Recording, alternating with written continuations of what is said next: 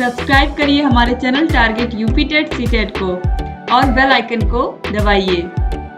Hello दोस्तों, मैं आनंद स्वागत करता हूं आप सभी का आपके अपने चैनल और app target UP TET CTET में। दोस्तों, आपके डीएलएड सेकंड सेमेस्टर का जो नया राजन सीरीज है सेकंड सेमेस्टर का, इसको यहाँ पे मैं पढ़ा रहा हूँ आपको। और इसमें आपके सभी बहुविकल्पीय, अतिलघुत्तरीय और लघुत्तरीय प्रश्न संख्या 70 तक इतना क्लास में करा चुका हूँ। और केवल लघुत्तरीय का ही आपका 5 क्लास हुआ है, जिसमें प्रश्न संख्या 70 तक हम देख चुके हैं। ये आपकी 6वीं क्लास है, जिसमें हम आगे प्रश्न संख्या 71 से देखने वाले हैं। ठीक है, तो इससे पहले क्लास अगर आपने नहीं देखा है तो नीचे डिस्क्रिप्शन में लिंक दिया गया है। मैथ के सामने का लिंक आप क्लिक करोगे तो मैथ की प्लेलिस्ट का लिंक है। मैथ की प्लेलिस्ट में आपको सभी क्लासेस लाइन से देखने को मिल जाएंगी। जो सिलेबस पूरा मैंने आपका चैप्टर वाइज पढ़ाया है, पूरा आपका पाठ्यक्रम, वो आप देखिएगा। उसके बाद आप देखिएगा राजन सीरीज, फिर पवन सीरीज भी मैंने कराया है। और उसके बहुविकल्पीय अतिलघुत्तरी में करा चुका हूँ, लघुत्तरी कराने वाला हूँ। ठीक, तो आप लोग बताइएगा कि लघुत्तरी आप लोग को पढ़ना है कि नहीं पवन सीरीज का। और इसी तरीके से प्रीवियस ईयर क्वेश्चन पेपर्स भी मैंने कराए, तो सब कुछ आपको देखने को मिल जाएगा। इसी तरीके से सभी विषयों का लिंक नीचे डिस्क्रिप्शन बॉक्स में है। तो अब आगे की क्लास में हम बढ़ते हैं, और इस क्लास को आप लाइक कर दीजिए, अपने दोस्तों में शेयर कर दीजिए, ताकि सभी लोग जुड़ जाएं और सभी लोग जो है बहुत अच्छे से क्लास को अटेंड कर पाए। देखिए प्रश्न संख्या 71 है, एक आयताकार मैदान का क्षेत्रफल 0.5 हेक्टेयर है। यदि इस मैदान की एक भुजा 125 मीटर हो तो दूसरी भुजा ज्ञात कीजिए। देखिए इस प्रश्न को भी हमने पहले किया हुआ है। इसमें क्या है, जब आयताकार मैदान है और उसका क्षेत्रफल आपको दिया गया है, क्षेत्रफल आपको देखिए हेक्टेयर में दिया गया है, तो आपको हेक्टेयर को वर्ग मीटर में बदलने आना चाहिए। ये कैसे होगा, देखिए एक हेक्टेयर में 10,000, ये मैंने आपको बहुत ही अच्छे से एग्जांपल देकर के समझाया था कि 10,000 वर्ग मीटर होता है। तो ये देखिए एक हेक्टेयर में 10,000 है, तो आधा हेक्टेयर में कितना हो जाएगा, यानी कि ये क्षेत्रफल कितना हो जाएगा। इसी में 10,000 का गुणा कर दीजिए, या सीधे देख लीजिए कि ये 5,000 होगा, 5,000 वर्ग मीटर। कैसे, एक हेक्टेयर में 10,000 होता है, तो आधे हेक्टेयर में 10.5 का मतलब क्या, आधा हेक्टेयर। तो पूरे में 10,000 है तो आधे में 5,000 वर्ग मीटर होगा। और यहां बता दिया कि एक इस मैदान की एक भुजा 125 मीटर है, तो 125 गुणे दूसरी भुजा आप लिख सकते हैं, यही होगा क्षेत्रफल। इस आयत का क्षेत्रफल क्या होगा, 125 गुणे दूसरी भुजा, जो कि बराबर है कितने, 5,000 के। और यहां से आपकी दूसरी भुजा जो आ जाएगी वह आ जाएगी 5,000 बटे 125। 5,000 बटे 125, 125 से आप काटिए 500 को, तो 4 बार में कट जाएगा, बचा शून्य, तो 40, यानी कि दूसरी भुजा 40 मीटर। ये आ जाएगी दूसरी भुजा की जो माप हो जाएगी वह 40 मीटर हो जाएगी। बहुत ही आसानी से कर सकते हैं। इसके बाद देखिए प्रश्न संख्या 72 है, एक न्याय पंचायत में 2x-3 ग्राम सभाएं हैं। ठीक, न्याय पंचायतें होती हैं जिसमें अलग अलग ग्राम सभाएं होती हैं, तो एक न्याय पंचायत में यहाँ 2x-3 ग्राम सभाएं हैं। प्रत्येक ग्राम सभा में x² + 5x + 6 नलकूप हैं। इतने नल लगे हुए हैं हर एक ग्राम सभा में। ठीक, अब इसके बाद देखिए न्याय पंचायत में कुल कितने नलकूप हैं। यदि x बराबर 1 हो तो नलकूपों की संख्या ज्ञात कीजिए। ठीक, तो अब देखिए एक न्याय पंचायत में कितनी ग्राम सभाएं हैं ये दी गई है। तो अगर हमको निकालना हो कि कुल नलकूपों की संख्या अगर निकालना हमको, तो यही हमको यहाँ पे निकालना भी है। x का मान दिया गया है, तो कुल नलकूप की जो संख्या हो जाएगी, नलकूपों की संख्या बराबर हो जाएगा एक ग्राम सभा में नलकूप। ठीक, ग्राम सभा में नलकूप, एक ग्राम सभा में नलकूप और ग्राम सभाओं की संख्या। ठीक, एक ग्राम सभा में नलकूप गुणे ग्राम एक ग्राम सभा में कितने नलकूप हैं और ग्राम सभाएं कितनी हैं, इससे हम गुणा कर देंगे। तो देखिए एक ग्राम सभा में जो नलकूप की संख्या है वह कितनी है, x square plus 5x plus 6 और इनटू ग्राम सभाओं की संख्या कितनी है 2x प्लस 3।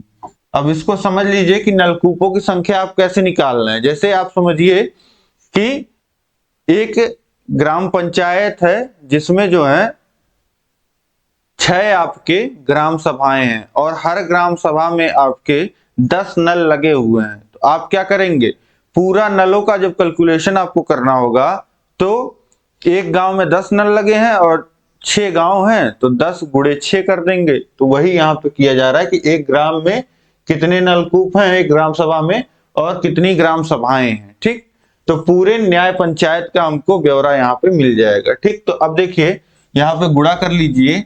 यहाँ पे जब गुणा करेंगे आप तो एक्स स्क्वायर का गुणा होगा 2x प्लस 3 में प्लस 5x का गुणा होगा 2x प्लस 3 में। देखिए इन तीनों ही पदों का इस पूरे में गुणा हो रहा है, 6 का गुणा होगा 2x प्लस 3 में। यहाँ पहले ब्रैकेट में 3 पद हैं तो एक्स स्क्वायर का गुणा पूरे में होगा, फिर धन 5x का गुणा पूरे में होगा, फिर धन 6 का पूरा गुणा होगा। ठीक, अब एक्स स्क्वायर का गुणा कर लीजिए 2x में तो ये हो जाएगा 2x cube plus 3x square plus ये कितना हो जाएगा 10x square plus 15x plus 6 दूनी 12x धन 6 त्रिक 18। ठीक, ये हो गया। अब इसके बाद जोड़ लीजिए तो ये हो जाएगा 2x क्यूब प्लस ये 3x स्क्वायर और 10x स्क्वायर ये हो जाएगा 13x स्क्वायर और ये 15x और 12x ये हो जाएगा 27x धन 18। अब आपको दिया गया कि x का मान यदि 1 हो तो नलकूपों की संख्या, x का मान अगर 1 रख देंगे यहाँ पे तो देखिए 2 गुणे 1 का क्यूब धन 13 गुणे 1 का स्क्वायर धन 27 गुणे 1 धन 18। ये देखिए 2 धन 13 धन 27 धन 18। अब देखिए 13 और 27 ये कितना हो जाएगा 40, 40 दो 42, 42 और 18 कितना हो जाएगा 60 हो जाएगा। यानी कि कुल नलकूपों की जो संख्या हो जाएगी वह कितनी आ जाएगी, यहाँ पे जोड़ा हमने तो कितना आ गया 60। ठीक, तो इस तरीके से यहाँ पे आप समझ सकते हैं इसको बहुत ही आसानी से। बस x का मान आपको लास्ट में पुट कर देना है या यहाँ भी पुट कर देंगे तो देखिए 1 धन 5 धन 6 यानी कि 12 और ये कितना हो जाएगा 12 25 60, यहाँ भी आप रख सकते हैं। बस ये थोड़ा सा आप 1-2 स्टेप और कर लेंगे तो अच्छा रहेगा। अब इसके बाद हम लोग देखते हैं अगला प्रश्न। इसके बाद देखिए प्रश्न संख्या 73 है, वह छोटी से छोटी संख्या ज्ञात कीजिए जिसमें 7 घटाने पर वह 12, 16, 18 और 21 से विभाजित हो जाए। ठीक, तो अब हम लोग अगर मान लें कि यहाँ पे कोई संख्या है जो 12, 16, 18 और 21 से विभाजित हो रही है, ठीक पूरा पूरा, तो कौन सी संख्या होगी जिसमें जो है जिसमें 7 घटाने पर वह संख्या आई होगी। या तो हम निकाल सकते हैं उसमें जो जो संख्या यहां से निकालेंगे हम जो पूरा पूरा विभाजित हो रही होगी उसमें 7 जोड़ देंगे तो हमको वो संख्या मिल जाएगी जिसमें से 7 घटाने पर इन संख्याओं से वो पूरा पूरा विभाजित हो। तो पहले हम निकाल लेते हैं वह संख्या जो 12, 16, 18 और 21 से विभाजित हो जाए। ठीक, तो वो संख्या कौन होगी, वो संख्या होगी इन चारों संख्याओं का गुणज होगी और हमको क्या निकालना है छोटी से छोटी संख्या। तो इन चारों का गुणज हो यानी कि समापवर्त हो और छोटी से छोटी यानी कि लघुत्तम, तो लघुत्तम समापवर्त यानी कि लासा हमको निकालना है। यहां से आप समझ गए तो लासा हम निकाल लेते हैं। किसका किसका लासा आपको लेना है 12, 16, 18 और 21 का। देखिए इनका लासा लेने के लिए आपको क्या करना होगा, इनको सीधे सीधे डिवाइड कर दीजिए 2 से तो ये हो जाएगा 6, ये हो जाएगा 8, ये हो जाएगा 9, 21 कटेगा नहीं, 21 को ऐसे लिख लीजिए। फिर 2 से भाग करेंगे तो 3, 4, 9 नहीं कटेगा, 21 नहीं कटेगा। फिर 2 से भाग करेंगे तो 3, 2, 9, 21। फिर 2 से भाग करेंगे 3, 1 9 21। अब देखिए आप कि कोई भी 2 से नहीं कट रहा है, अब 3 से कटेगा, 3 से भाग दीजिए, 1 1 3 और ये 7 त्रिक 21, 7 बार में फिर 3 से जाएगा, 1 1 1 और 7, फिर 7 से जाएगा तो सारे 1 हो जाएंगे। जब सब 1 हो गए तो अब गुणा कर लीजिए, वही आपका लासा हो जाएगा। तो लासा यहाँ पे क्या लिखेंगे, देखिए गुणा करिए, जो भी भाजक हैं आपके 2 का 4 बार गुणा है तो 2 गुणे 2 गुणे 2 गुणे 2 और 3 का 2 बार गुणा है और फिर गुणे 7 है।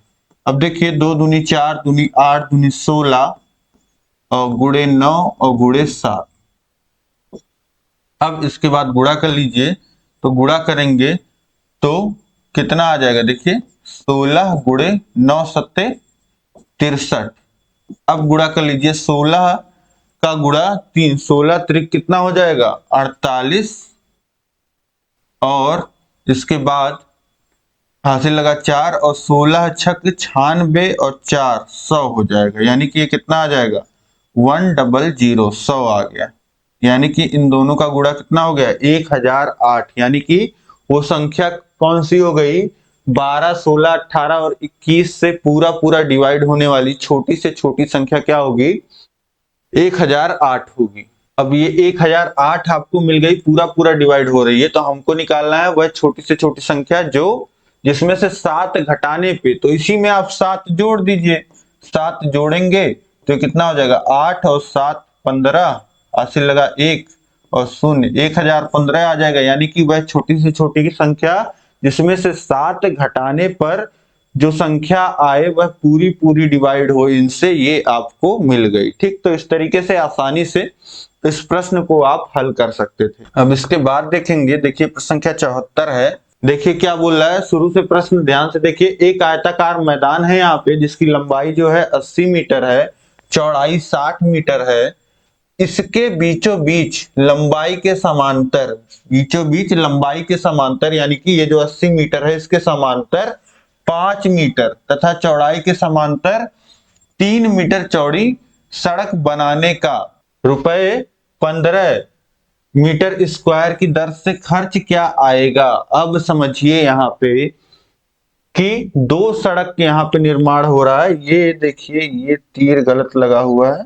अब प्रश्न आप समझ गए, यहाँ पे प्रश्न क्या है कि एक इस तरीके से आयताकार मैदान है जिसमें 2 सड़कें निकाली जा रही हैं। समझिएगा, जो लंबाई के पैरेलल वाली सड़क है बीचों बीच और लंबाई के समांतर, उस सड़क की जो चौड़ाई है वह है 5 मीटर की। ये सड़क की जो चौड़ाई है वो है, यानी कि ये जो है आपका ये है 5 मीटर की चौड़ी सड़क इस तरीके से पूरे लंबाई पे बनाई गई। ठीक, और इसी तरीके से 3 मीटर की सड़क इस चौड़ाई पे बनानी है। 3 मीटर चौड़ी सड़क लंबाई चौड़ाई के समांतर बनानी है। ठीक, तो अब बोल रहा है कि इस सड़क को बनाने का खर्च अगर दर आपको दिया है 15 मीटर स्क्वायर, यानी कि हर वर्ग मीटर में आपको 15 रुपए खर्च करना होगा। तो आपको कितने रुपए खर्च करना आएगा, कितना खर्च आएगा, ये आपको बताना है।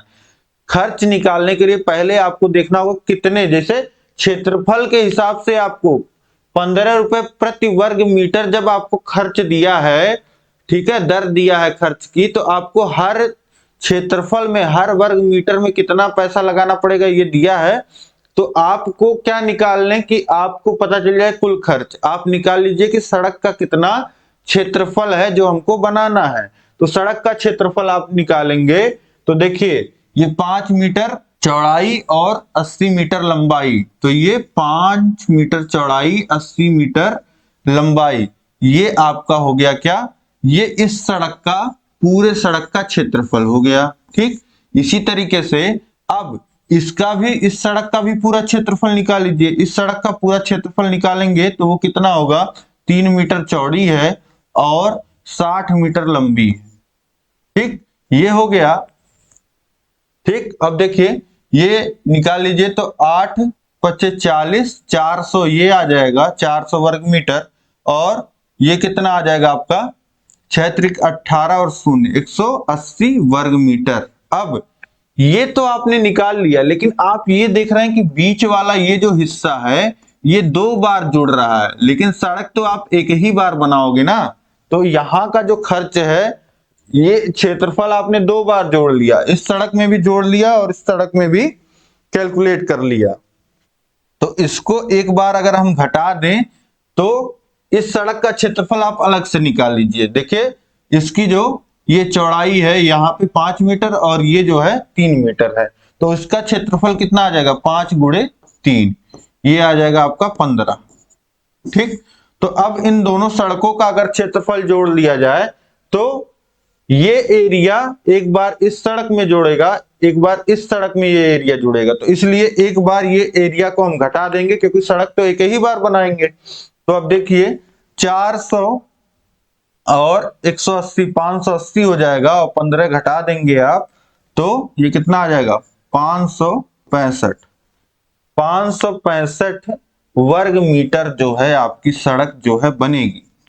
अब खर्च कितना आएगा, तो खर्च जो होता है आपका वो होता है दर गुणे क्षेत्रफल।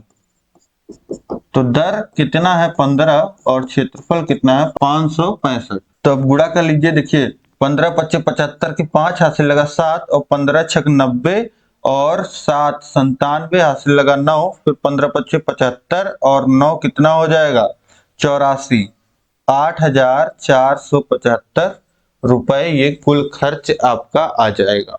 ठीक, तो इस तरीके से आसान है करना, कर लेंगे। अब इसके बाद देखते हैं नेक्स्ट प्रश्न हम देखेंगे, प्रश्न संख्या 75 है। पिता की उम्र उसके पुत्र के उम्र की 4 गुनी है। 6 वर्ष बाद पिता की उम्र उसके पुत्र के उम्र के 2.5 गुने से 6 वर्ष अधिक हो जाएगी। दोनों की वर्तमान उम्र ज्ञात कीजिए। तो अब देखिए मान लेते हैं कि जो पुत्र की उम्र है वह x है, यहीं पे मानिए माना पुत्र की उम्र x है, तो पिता की उम्र कितनी हो जाएगी, पिता की उम्र, क्योंकि क्या बोल रहा है कि पिता की उम्र उसके पुत्र के उम्र की 4 गुनी है, तो पिता की उम्र हो जाएगी 4x। ठीक, अब 6 वर्ष बाद की अगर बात किया जाए तो बोल रहा है कि पिता की उम्र उसके पुत्र के उम्र के 2.5 गुने से 6 अधिक हो जाएगी। तो 6 वर्ष के बाद, 6 वर्ष बाद पुत्र की उम्र कितनी हो जाएगी, पुत्र की उम्र आज x है तो 6 वर्ष बाद x धन 6 हो जाएगा। ठीक, और पिता की उम्र कितनी हो जाएगी, आज पिता की उम्र 4x है तो 6 वर्ष बाद 4x धन 6 हो जाएगा। अब बोल क्या रहा है, 6 वर्ष बाद हमने पिता और पुत्र की उम्र लिख ली, अब बोला कि 6 वर्ष बाद जो पुत्र की उम्र है, ठीक है, जो 6 वर्ष बाद पिता की उम्र है वह पुत्र के उम्र के 2.5 गुने से 6 अधिक है। तो पिता की उम्र कितनी है, 4x धन 6 है, और बोल रहा है कि पुत्र के उम्र के 2.5 गुने से, तो 2.5 गुने का मतलब क्या, 2.5 या 5/2 भी लिख सकते हैं, और 2.5 गुना किसका, जो 6 वर्ष बाद उसके पुत्र की उम्र रहेगी यानी कि x धन 6 और इससे 6 अधिक, तो इसमें 6 जोड़ दीजिए। ये आपका समीकरण हो गया। बस यही आपको बनाने आना चाहिए। इतना अगर आपको आ गया तो आगे तो सॉल्व आप कर ही लोगे। आप वर्तमान में उम्र मान लीजिए, पुत्र का उम्र x माना, पिता का उम्र 4x हो गया, और 6 वर्ष बाद बोल रहा है तो 6 वर्ष बाद देख लीजिए पुत्र की उम्र कितनी हो जाएगी, x माना था तो x धन 6 हो जाएगा, और पिता का उम्र 4x था तो 4x धन 6 हो जाएगा। और क्या बोल रहा है, अब इसके बाद 6 वर्ष बाद जो पिता की उम्र है, पिता की उम्र कितनी है, 4x धन 6 है, ये उम्र जो है पिता की वह पुत्र के उम्र के 2.5 गुने से 6 अधिक है। तो पुत्र के उम्र का हमने 2.5 गुना कर दिया और 6 अधिक यानी 6 जोड़ दिया। बस अब इसके आगे सॉल्व करिए। इसके आगे सॉल्व करेंगे तो देखिए 4x धन 6 बराबर ये हो जाएगा पूरे के बटे, अगर 2 कर ले हम लोग यहाँ पे पूरे के बटे 2, तो ये हो जाएगा 5x धन 6 धन 6 के बटे 1 था, अब 2 हो गया तो 2 से गुणा कर दीजिए, 2 से गुणा करेंगे तो ये हो जाएगा 12, और 2 इधर चला आएगा, गुणा हो जाएगा, 4x धन 6 में 2 का गुणा होगा दोनों ही पदों में, तो 4x धन 6 इस तरीके से लिख दीजिए, और 5 का गुणा हो जाएगा x में तो 5x, 6 में हो जाएगा तो 30 धन 12। इसके बाद यहाँ गुणा कर लीजिए 8x धन 12 बराबर 5x धन 30 और 12 ये हो जाएगा 42। अब इसके बाद देखिए 5x को इधर ले आइए तो 8x माइनस 5x हो जाएगा, 12 को उधर ले जाइए तो 42 माइनस 12 हो जाएगा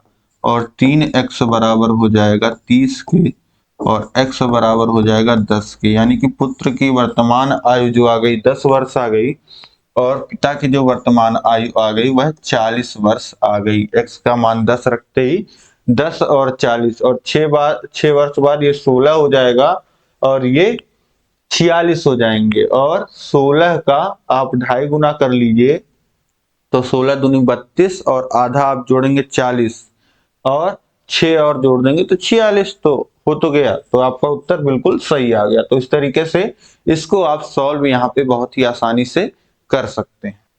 अब इसके बाद देखिए प्रश्न संख्या 76 है, यदि परिमेय संख्या का अंश उसके हर से 2 कम है, यदि उसके अंश और हर में 1 जोड़ दिया जाए तो नई संख्या का मान 3/4 हो जाता है, संख्या ज्ञात कीजिए। अब क्या बोल रहा है यहाँ पे कि यदि एक परिमेय संख्या का जो अंश है उसके हर से 2 कम है और यदि उसके अंश और हर में 1 जोड़ दिया जाता है तो नई संख्या जो हो जा रही है वह 3/4 हो जा रही। तो संख्या हमको निकालना है। तो यहीं पे आप मान लीजिए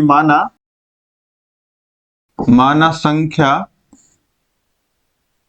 जो है परिमेय संख्या वो कितनी है, x/y मान लेते हैं। ठीक, ये मान लिया। अब क्या बोल रहा है कि अंश उसके हर से 2 कम है, तो अंश क्या है, x है और ये बराबर है किसके, उसके हर यानी कि y से 2 कम, तो 2 घटा दीजिए, x बराबर हो गया y-2। ये अपना पहला समीकरण हो गया। ठीक, अब इसके बाद देखिए यदि उसके अंश और हर में 1 जोड़ दिया जाए तो नई संख्या का मान 3/4 हो जाता है। तो अंश और हर में 1 जोड़ दीजिए, अंश में 1 जोड़ेंगे तो ये हो जाएगा x धन 1 और y में 1 जोड़ेंगे, हर में 1 जोड़ेंगे तो y धन 1 हो जाएगा। जो मान हो जा रहा है वो किसके बराबर हो जा रहा है, 3/4 के। ठीक, अब यहीं पे इसको समीकरण 2 नाम दे दीजिए। ठीक, अब समीकरण 2 में x का मान समीकरण 1 से रखने पर, अब देखिए हमारे पास x का मान कितना है, y-2। इसी x के मान को हम चाहे तो समीकरण 2 में x की जगह y-2 लिख सकते हैं। तो वही हम लिखेंगे यहाँ पे। देखिए इधर लिख दीजिए, यहाँ देखिए x जहां है दूसरे समीकरण में वहां हम लिख रहे हैं y-2 और धन 1 और बटे में है y धन 1 बराबर है 3/4 के। अब इसके बाद देखिए अंश में क्या हो जाएगा, y-1 और हर में हो जाएगा y+1 बराबर 3/4। अब तिर्यक गुणा कर लीजिए, 4 का गुणा होगा इधर y-1 में 4 का गुणा हो जाएगा, यहाँ 4 इंटू y-1 हो जाएगा और यहाँ 3 इंटू y+1 हो जाएगा। अब इसके बाद देखिए यहाँ 4y हो जाएगा, 4 से गुणा होगा, -4 बराबर 3y धन 3। अब 3y को इधर ले आइए तो 4y - 3y हो जाएगा और ये हो जाएगा 3 धन 4, यानी कि y का मान कितना आ जाएगा, यहाँ पे y बराबर आ जाएगा 7 के। y की वैल्यू आ गई यहाँ से 7। अब y की वैल्यू 7 आ गई तो यहाँ पे समीकरण 1 में यही वैल्यू रख दीजिए। समीकरण 1 में y का मान रखने पर, ठीक, अब देखिए y का मान जब रखेंगे तो x बराबर y 7 - 2 यानी कि x का मान 5 हो जाएगा और आपकी संख्या क्या हो जाएगी, ये 5/7। 5/7 ये परिमेय संख्या का मान आ जाएगा यहाँ से। ठीक है, तो 2 चीजें यहाँ पे बताई गई थी आपको और 2 अननोन आपके लिए था, अंश और हर। ठीक, जो आपने अंश और हर निकाल दिया तो आपको परिमेय संख्या मिल गई। तो बहुत ही आसानी से इसको आप हल कर सकते हैं।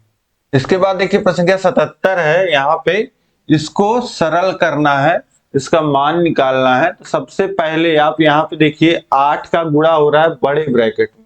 अब बड़ा ब्रैकेट कहाँ से है, यहाँ से यहाँ तक। इसके बाद बड़े ब्रैकेट के अंदर देखिए क्या हो रहा है, 56 माइनस ये मझला ब्रैकेट, 56 में से घट रहा है ये मझला ब्रैकेट। ठीक, अब मझला ब्रैकेट देखिए यहाँ से यहाँ तक है, इसमें क्या हो रहा है, इसमें देखिए 7 का गुणा 8 में हो रहा है और धन फिर छोटे ब्रैकेट में 13 माइनस 2 गुणे 5 हो रहा है। तो सबसे पहले हम क्या सॉल्व करेंगे, छोटा ब्रैकेट।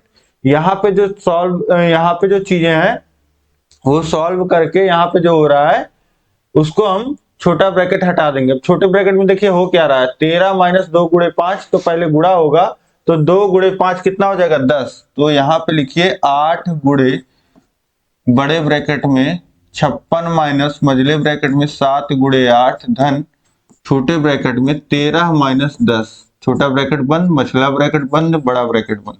इसके बाद देखिए 8 गुणे फिर बड़े ब्रैकेट में 56 माइनस मझले ब्रैकेट में 7 गुणे 8 धन, जब तक छोटा ब्रैकेट खत्म नहीं हो जाएगा तब तक मझले और बड़े ब्रैकेट में और इधर कहीं कुछ नहीं करेंगे। तो देखिए 13 में से 10 घटेगा तो बचेगा क्या, 3, धन 3 बचा तो सीधे ब्रैकेट हमने हटा दिया और ये हो गया।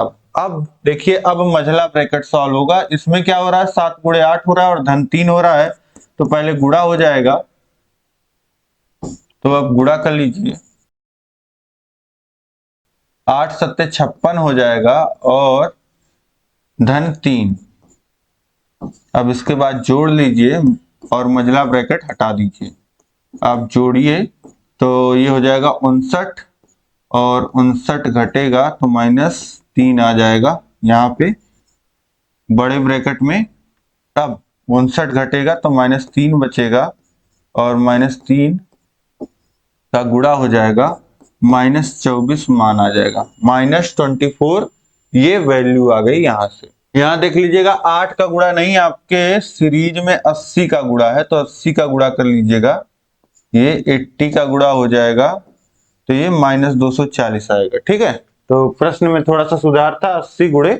ठीक, तो 8 का गुणा हो या 80 का गुणा हो, ठीक है, जैसे 8 का गुणा होता तो -24 आ रहा था और 80 का गुणा हुआ तो -240 आ रहा है। ठीक, इतना सही अंतर है। तो समझ गए होंगे, प्रश्न समझने की बात है कि कैसे आपको सॉल्व करना है। अब इसके बाद हम लोग देखते हैं अगला प्रश्न है, प्रश्न संख्या 78। एक वर्गाकार पार्क जिसकी भुजा 30 मीटर है, इसके चारों ओर 1 मीटर चौड़ा रास्ता है। पार्क में 2 रुपए प्रति वर्ग मीटर की दर से घास लगवाने का खर्च ज्ञात कीजिए।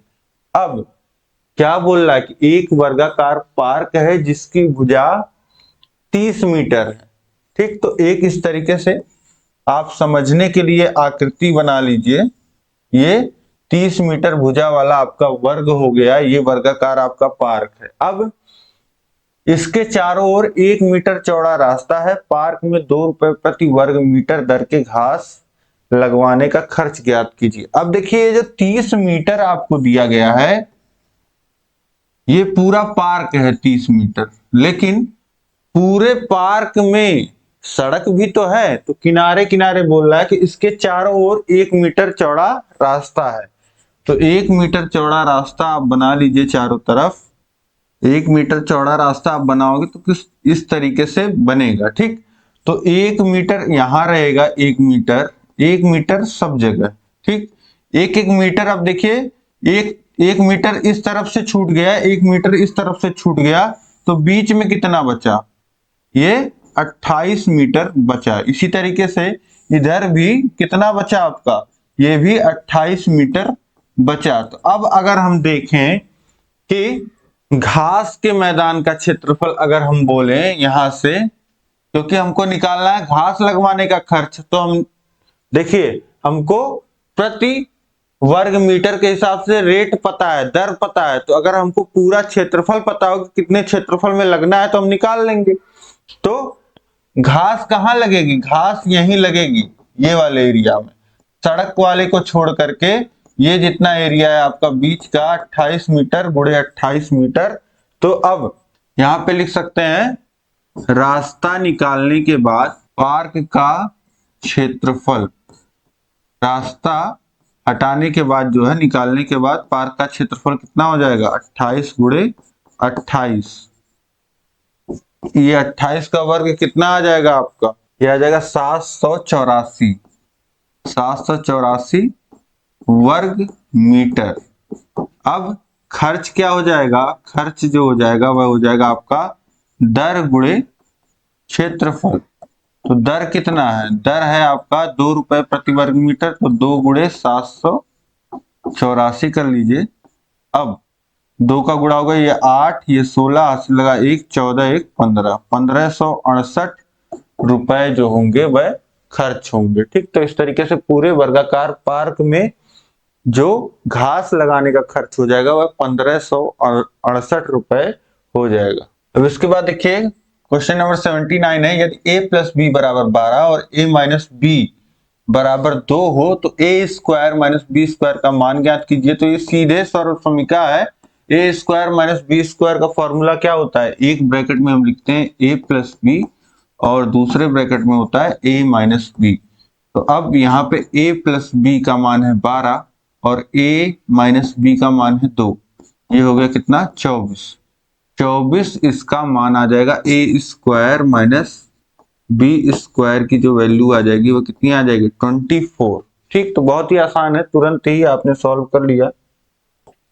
इसके बाद देखिए प्रश्न क्या 80 है, एक न्याय पंचायत में 3x प्लस 2 ग्राम सभाएं हैं। यदि प्रत्येक ग्राम सभा में x square plus 3x plus 6 मतदाता हैं, यदि x बराबर 2 हो तो कुल मतदाताओं की संख्या ज्ञात कीजिए। तो कुल मतदाताओं की संख्या क्या हो जाएगा, कुल मतदाताओं की संख्या। इसमें आपको भाषा में नहीं परेशान होना है। न्याय पंचायत के अंदर देखिए ग्राम सभाएं होती हैं, ठीक है। जैसे एक न्याय पंचायत हुआ, उसमें मान लेते हैं 5, 10 जो भी ग्राम सभाएं हो, तो ऐसे यहाँ पे 3x प्लस 2 ग्राम सभाएं। अब ग्राम सभाएं गांव में लोग रहते हैं, तो हर एक ग्राम सभा में इतने लोग रहते हैं और जो लोग होते हैं वही जो 18 साल के ऊपर है वो मतदाता है। और यहाँ पे x का मान 2 रख करके आपको पूरा निकालना है। तो अगर आपको ऐसे सिंपली कैलकुलेट करना होता तो जितनी ग्राम सभाएं होती उसमें आप गुणा कर देते एक गांव में जितने लोग रहते हैं, मतलब कि ग्राम सभाओं की संख्या और एक गांव में एक ग्राम सभा में लोगों की संख्या, यही गुणा होता है। तो ग्राम सभाओं की संख्या कितनी है 3x प्लस 2 है और मतदाता की संख्या कितनी है x square plus 3x plus 6। अब इन्हीं दोनों का गुणा होकर के आपको क्या कुल मतदाताओं की संख्या मिल जाएगी। तो गुणा कर लीजिए। तो देखिए 3x का गुणा पूरे में होगा, पूरे ब्रैकेट में, तो x square plus 3x plus 6 और फिर प्लस 2 का गुणा पूरे में होगा x square plus 3x plus 6। अब गुणा कर लीजिए, 3x का गुणा हो जाएगा x स्क्वायर में, तो 3x क्यूब हो जाएगा और फिर 3x में होगा तो 9x स्क्वायर हो जाएगा और ये 18x हो जाएगा और ये 2x स्क्वायर और 6x और प्लस 12। अब इसके बाद देखिए 3x क्यूब का कोई और पद नहीं है, इसको ऐसे लिख लीजिए 9x स्क्वायर और ये 2x स्क्वायर, ये हो जाएगा 11x स्क्वायर और 18 और 6 24x हो जाएगा और धन 12 और x की वैल्यू आपको 2 दिया है तो मतदाताओं की संख्या बताना है। तो 3 इंटू 2 का क्यूब 11 इंटू 2 का स्क्वायर और 24 इंटू 2 प्लस 12, यही होगी मतदाताओं की संख्या। तो देखिए 3 गुणे 2 का क्यूब, 2 दूनी 4 और 4 दूनी 8 और धन 11 गुणे 4 धन 48, ये हो जाएगा 24 दूनी 48 धन 12।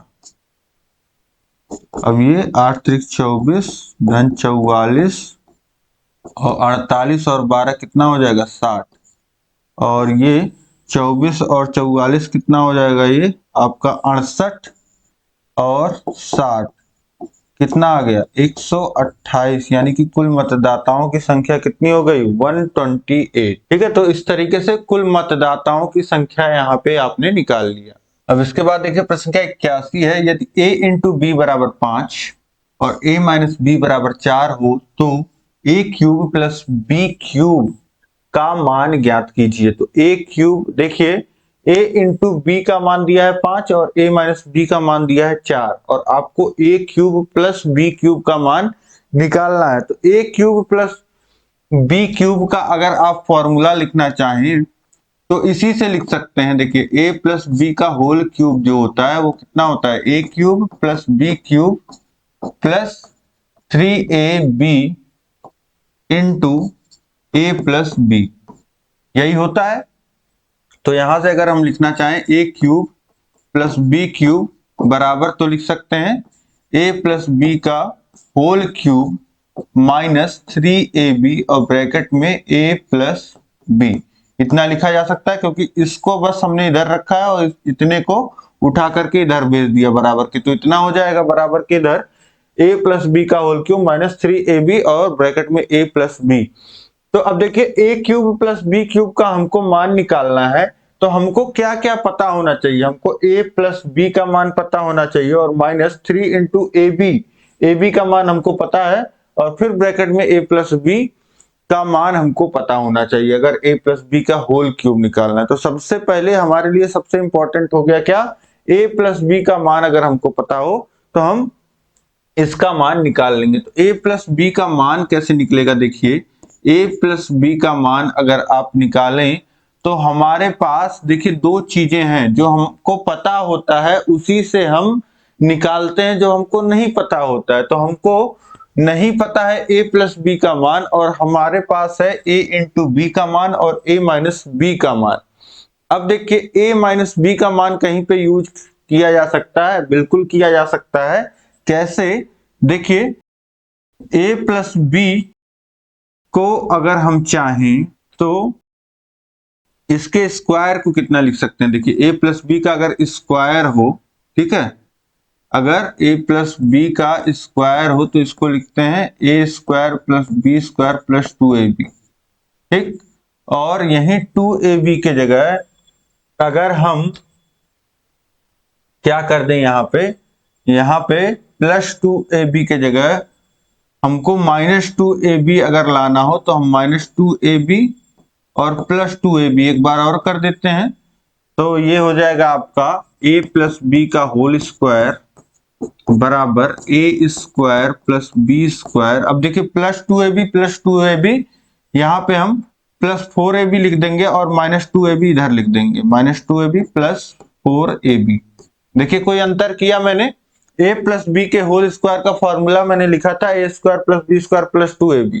अब किसी भी संख्या में कुछ आप जोड़ दीजिए, उतना ही जोड़ दीजिए और उतना ही घटा दीजिए तो कोई फर्क पड़ेगा नहीं। तो माइनस 2ab और प्लस 2ab मैंने कर दिया।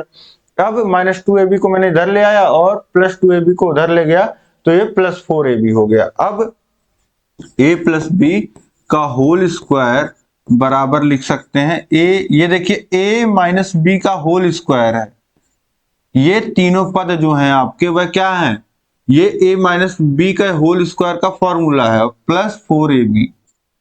तो यानी कि हमको पता चल गया कि a प्लस बी के होल स्क्वायर को अगर हम लिखना चाहें तो a माइनस बी का होल स्क्वायर प्लस 4ab लिख सकते हैं। अब यहीं से आप क्या करिए कि a इंटू बी का मान यहां रख दीजिए और a माइनस बी का मान यहां रख दीजिए। तो a प्लस बी का होल स्क्वायर हो जाएगा a माइनस बी का स्क्वायर यानी कि 4 का स्क्वायर और प्लस 4 इंटू ए बी यानी कि 5।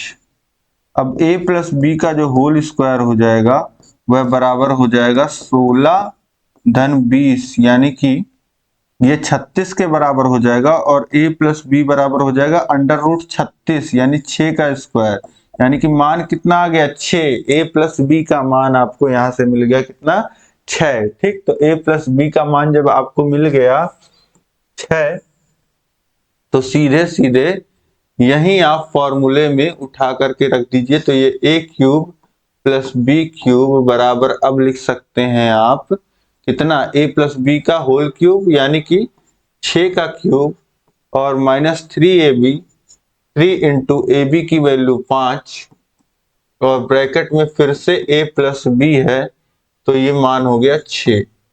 अब इसके बाद देखिए 6 का क्यूब 6 चौक 36 और 36 छक 216, 216 माइनस 3 पच्चे 15 और 15 छक 90। अब 90 घट जाएगा 216 में से, तो बचेगा क्या? 126, यानी कि a cube plus b cube का जो मान आ गया वह कितना आ गया? 126 आ गया। ठीक है, तो अब आसान लग रहा होगा आपको, अब आप कर लेंगे। ठीक है, तो इस तरीके से आपको पता है कि किस तरीके से आपको, समझ लीजिए कि छोटे छोटे जुगाड़ बैठाने हैं कि आपको जो चीजें नहीं पता है उनका मान निकालने के लिए आपको जो पता है वहां से आप चलते हैं और जो नहीं पता है वो निकालने का प्रयास करते हैं। तो इस तरीके से आप कर लोगे। अब बस एक दो बार अगर आप खुद से सॉल्व कर लोगे ये प्रश्न, तो वैसे ही आपको चीजें समझ में आ जाएंगी कि कहाँ क्या हो रहा है। ठीक, तो इस तरीके से प्रैक्टिस जरूर करिएगा, तभी चीजें क्लियर होंगी। खुद से आपको समय देना पड़ेगा। मैं क्या कर सकता हूँ, जैसे कोई घोड़ा प्यासा हो तो घोड़े को मैं कुएं के पास छोड़ सकता हूँ, नदी के पास छोड़ सकता हूँ, लेकिन पानी जो है वो घोड़े को खुद पीना होता है। तो इसी तरीके से आप लोग हैं, प्रैक्टिस मैं करा रहा हूँ, लेकिन प्रैक्टिस आप लोग को खुद ही करना है, ये ध्यान रखिएगा। अब इसके बाद देखिए, एक घनाकार लकड़ी के टुकड़े का आयतन 264 घन सेमी है। यदि टुकड़ा 8 सेमी लंबा 6 सेंटीमीटर चौड़ा तो उसकी ऊंचाई ज्ञात कीजिए। घनाकार लकड़ी का टुकड़ा है, आयतन दिया गया है। अब देखिए, घनाकार है यानी कि घन का आयतन हमको पता होता है। ये घनाकार नहीं है, घनाभाकार है। घनाकार नहीं, घनाभाकार, घनाभा, घनाभ के आकार का है। ठीक है, क्योंकि लंबाई आपकी अलग है और चौड़ाई जो है अलग है। तो घनाभ का क्षेत्रफल हमको, घनाभ का आयतन हमको, घनाभ का आयतन हमको पता होता है। घनाभ का आयतन क्या होता है? लंबाई गुणे चौड़ाई गुणे ऊंचाई। अब यहां से घनाभ का आयतन आपको दिया गया है 264, और ये लंबाई कितनी है आपकी? 8 सेंटीमीटर लंबा है, 6 सेंटीमीटर चौड़ा है। ऊंचाई आपको ज्ञात करना है, ऊंचाई मान लेते हैं x है, तो x लिख दिया। x बराबर लिख सकते हैं 264 बटे ये 8 और 6 गुणे में है, इधर आ जाएंगे भाग में। तो अब देखिए इसके बाद ये क्या 8 से या 6 से कटेगा, एक बार देख लीजिए। देखिए 8 एक 24 और 2 फिर 24, हाँ कट जाएगा। तो 3 और 3 बार में ये जो है कट जाएगा। 8 त्रिक 24 बचा 2, फिर 3 बार में 24 कट गया। 33 बटे 6, यानी कि ये 33 बटे 6 आ गया। अब देखिए 6 से तो कटेगा नहीं, 3 से ऊपर नीचे कटेगा, ये 11 बटे 2। x का जो मान आ जाएगा वह आ जाएगा 11 बटे 2, या इसी को लिख सकते हैं 5.5 सेंटीमीटर। यानी कि ऊंचाई जो हो जाएगी आपकी वह कितनी हो जाएगी? 5.5 सेंटीमीटर। ठीक, तो इस तरीके से इसको भी आप आसानी से निकाल सकते हैं। इसके बाद देखिए प्रश्न क्या 83 है। एक रेलगाड़ी 120 मीटर लंबे प्लेटफॉर्म को 12 सेकंड में पार करती है तथा एक खंबे को 2 सही 2/5 सेकंड में। रेलगाड़ी की लंबाई तथा रेलगाड़ी की चाल किलोमीटर प्रति घंटे में ज्ञात कीजिए। देखिए बहुत ही इंटरेस्टिंग प्रश्न है, और थोड़ा सा आपका दिमाग, प्रेजेंस ऑफ माइंड जो है वो आपका लगने वाला है यहाँ पे। क्योंकि रेलगाड़ी के केस में क्या होता है आप समझिए, रेलगाड़ी की खुद एक लंबाई होती है और प्लेटफॉर्म की भी लंबाई होती है। तो प्लेटफॉर्म के केस में अलग होगा और खंबे के केस में अलग होगा। अब समझिएगा, जैसे ये आपकी क्या है, ये आपकी रेलगाड़ी है इस तरीके से। अब पहले समझ लीजिए कि मान लेते हैं ये प्लेटफॉर्म है, ठीक। तो अब रेलगाड़ी अगर प्लेटफॉर्म को अप्रोच कर रही है यहाँ पे, ठीक है, एकदम बिल्कुल प्लेटफॉर्म पे पहुंचने ही वाली है, तो अब समझिए क्या होगा कि रेलगाड़ी धीरे धीरे धीरे धीरे प्लेटफॉर्म से चल करके पूरा जब यहाँ क्रॉस कर जाएगी तब माना जाएगा कि हाँ जो है रेलगाड़ी जो है प्लेटफॉर्म को पार कर ली। तो इसमें इसने कितना दूरी चला, इसका देखिए ये जो हेड, जो ये जो मत्था आप देख पा रहे हैं रिमोट का, ठीक, ये लाल वाले बटन को देखिएगा यहाँ पे। तो यहां से जब ये चल करके इस तरीके से फिर ये आगे निकलते हुए लाल वाला बटन देखिए कहां पहुंच गया। तो रेलगाड़ी ने प्लेटफॉर्म के बराबर भी दूरी चली और अपनी पूरी लंबाई भी चली। और खंबे के केस में क्या होता है, खंबा देखिए ऐसे सीधा होता है बिल्कुल। तो अब इसमें क्या होता है, रेलगाड़ी चली और निकल गई, बस अपने लंबाई के बराबर चली। तो इस तरीके से अब यहाँ पे आप इस प्रश्न को समझने के लिए एक रेलगाड़ी 120 मीटर लंबे प्लेटफॉर्म, देखिए प्लेटफॉर्म की लंबाई यहाँ पे दे दिया है, ठीक। तो ये आपका प्लेटफॉर्म इस तरीके से बना लीजिए। ये आपका प्लेटफॉर्म की लंबाई क्या हो गई, 120 मीटर, और इसको बोल रहा है कि 12 सेकंड में पार कर लेती है। अब मान लेते हैं कि रेलगाड़ी की भी अपनी एक लंबाई होगी। तो रेलगाड़ी का मान लेते हैं जो लंबाई है वह कितना है, रेलगाड़ी की लंबाई हम मान लेते हैं कि x है, ठीक। तो अब जब प्लेटफॉर्म को वह पार कर ले रही है रेलगाड़ी, तो कितनी दूरी वो चली होगी। यहाँ पे थोड़ा सा इंजन बना देते हैं और ये आपका हो गया। तो अब समझिए कि रेलगाड़ी यहां से जाएगी और यहां जब चली जाएगी तब मान लेंगे कि उसने जो है वो स्टेशन को, प्लेटफॉर्म को पार कर लिया, तथा एक खंबे को 2 सेकंड में पार कर लेती है। अब यही रेलगाड़ी है सेम, यहीं पे देखिए अभी आपको अंतर समझ में आ जाएगा। यही आपकी सेम रेलगाड़ी है और यहाँ पे एक खंबा है इस तरीके से, ठीक। इस तरीके से ये आपका एक खंबा है और यहाँ इसको इसने तुरंत ही पार कर लिया, ठीक। तो इस तरीके से रेलगाड़ी यहाँ पे क्या होगा, ये तुरंत ही इसको पार कर जाएगी।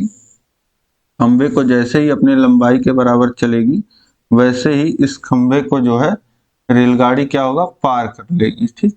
तो ये भी दूरी x हो गई और ये भी दूरी आपकी x हो गई,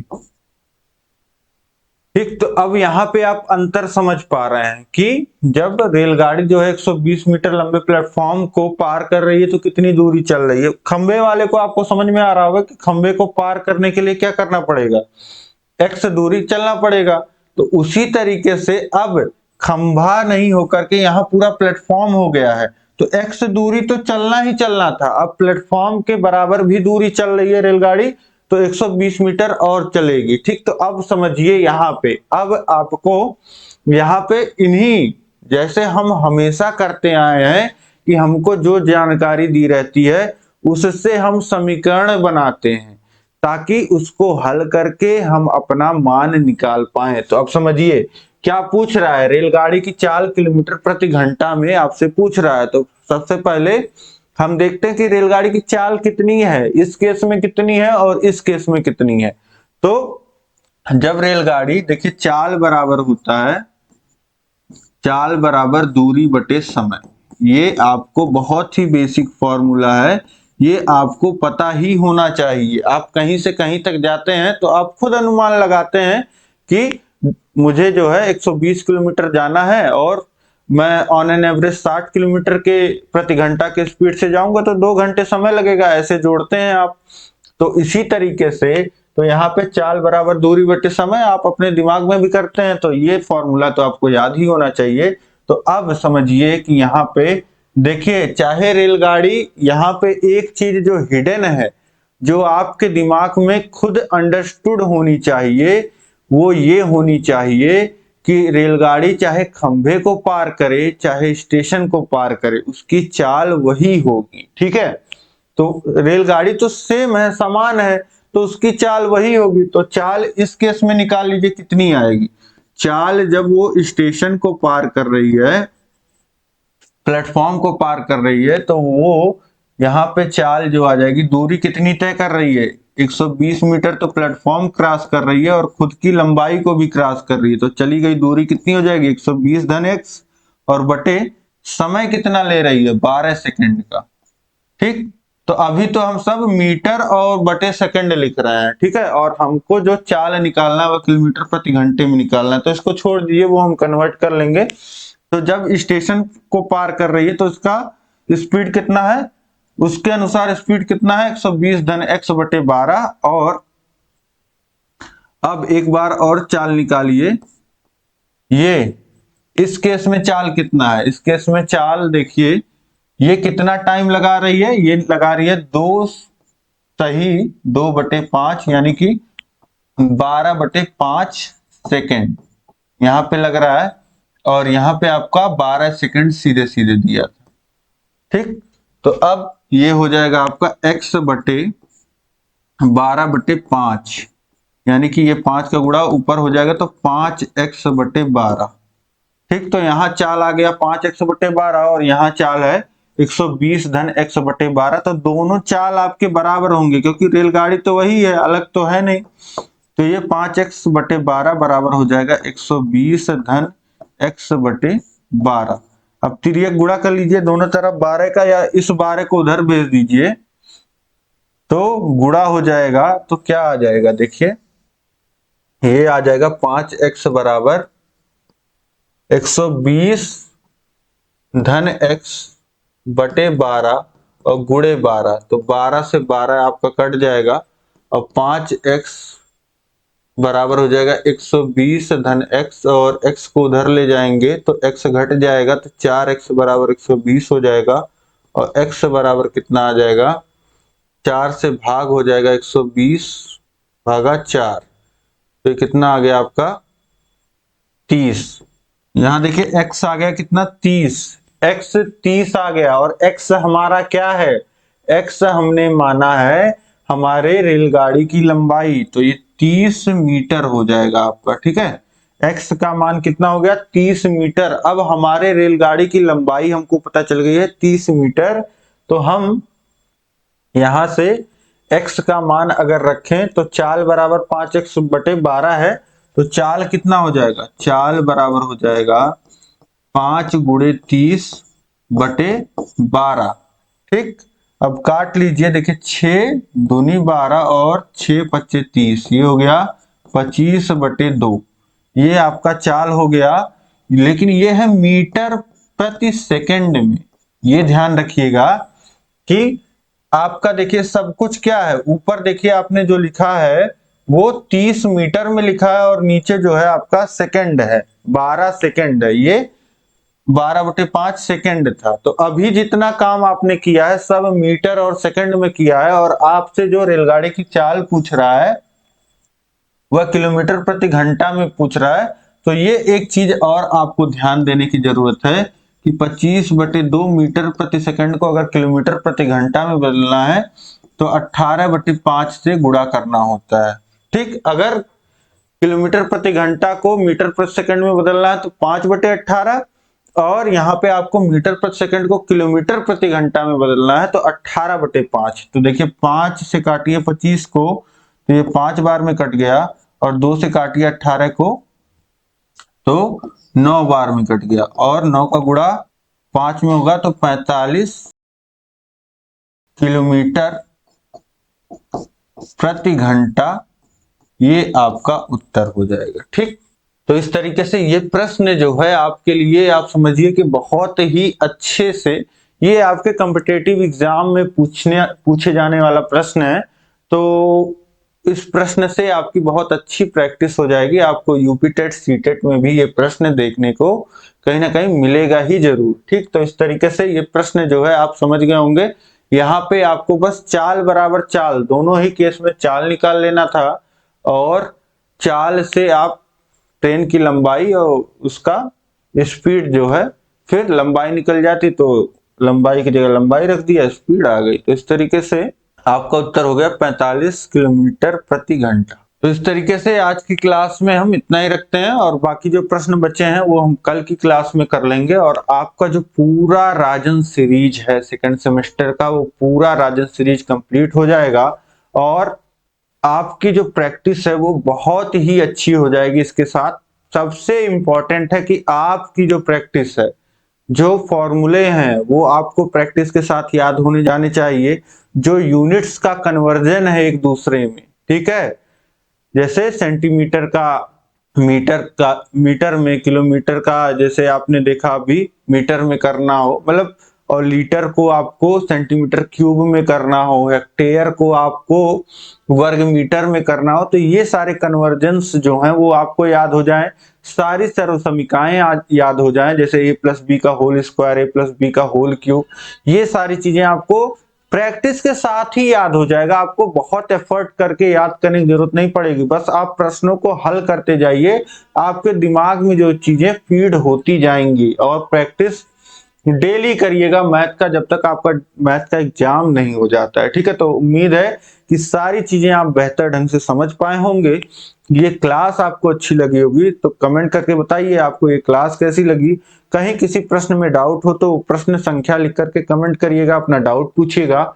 और चैनल पर नए हैं तो चैनल को सब्सक्राइब करिए, इस क्लास को लाइक करिए, अपने सभी दोस्तों में शेयर करिए, ताकि सभी लोग इसी तरीके से एक अच्छी प्रैक्टिस अपनी बना पाएं और अच्छा स्कोर कर पाएं अपने एग्जाम में। अब इसी तरीके से आप बने रहिए चैनल के साथ, सभी विषयों को पढ़िए। कम समय में अगर आप पढ़ना चाहते हैं तो नीचे डिस्क्रिप्शन में लिंक आपको दिया गया है, वहां से आप पढ़ सकते हैं। ठीक है, तो इसी तरीके से जुड़े रहिए, चैनल पर डायरेक्ट विजिट करके भी पढ़ सकते हैं। मिलते हैं नेक्स्ट क्लास में। जय हिंद, जय भारत।